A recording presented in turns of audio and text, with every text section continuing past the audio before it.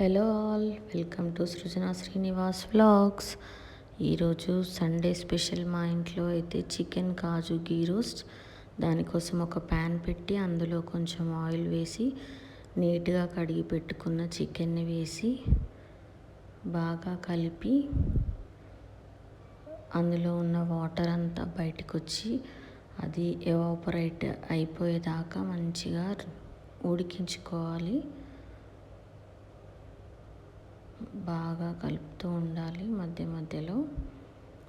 ఇప్పుడు అందులో కొంచెం పసుపు వేసి కలిపి దాని తర్వాత మనం కావాల్సినవన్నీ ప్రిపేర్ చేసి పెట్టుకోవాలి. ఆనియన్, కొత్తిమీర, కరివేపాకు, పచ్చిమిర్చి, పుదీనా, కట్ చేసి పెట్టుకున్న ఒక లెమన్, కాజు, మసాలా, కారం, సాల్ట్, అల్లం వెల్లుల్లి పేస్ట్, పసుపు, గీ. మెయిన్ ఇంగ్రీడియంట్స్ వచ్చేసి గీ, ఇంకా కొంచెం ఆయిల్.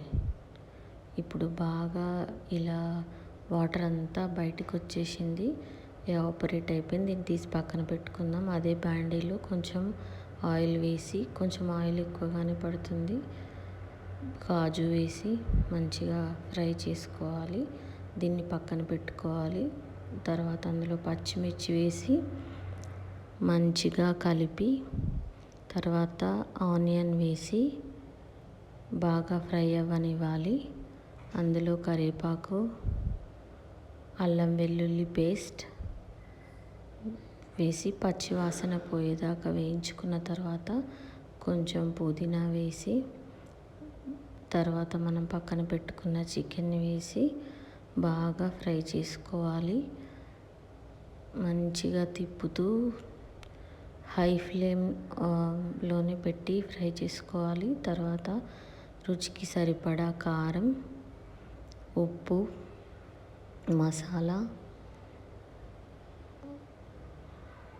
వేసి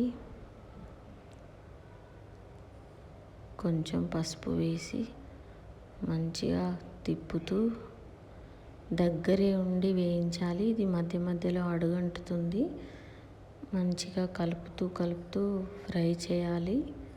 బాగా రోస్ట్ చేస్తేనే చికెన్ రోస్ట్ బాగా టేస్టీగా ఉంటుంది. తర్వాత మెయిన్ ఇంగ్రీడియంట్స్ వచ్చేసి ఒక 2 టేబుల్ స్పూన్స్ గీ యాడ్ చేయాలి. దీంతోనే టేస్ట్ ఉంటుంది. గీ యాడ్ చేసిన తర్వాత మళ్ళీ మంచిగా కలపాలి. మంచిగా కలుపుతూ ఫ్రై చేసి తర్వాత ఇందులో కొంచెం కరివేపాకు, కొంచెం కొత్తిమీర వేసి మంచిగా కలిపి ఇందాక ఫ్రై చేసి పక్కన పెట్టుకున్న కాజు వేసి మళ్ళీ ఒక 2-3 నిమిషాలు తిప్పాలి. ఇప్పుడు స్క్వీజ్ చేసి పెట్టుకున్న ఒక లెమన్ జ్యూస్ని యాడ్ చేసి ఒక 2 to 3 minutes బాగా కలుపుతూ అక్కడే ఉండి మంచిగా కలపాలి. చికెన్ రోస్ట్ రెడీ అవుతుంది. దీనికి కాంబినేషన్ పచ్చి పులుసు చాలా బాగుంటుంది. ఈరోజు మా ఇంట్లో అదే స్పెషల్. Thanks for watching.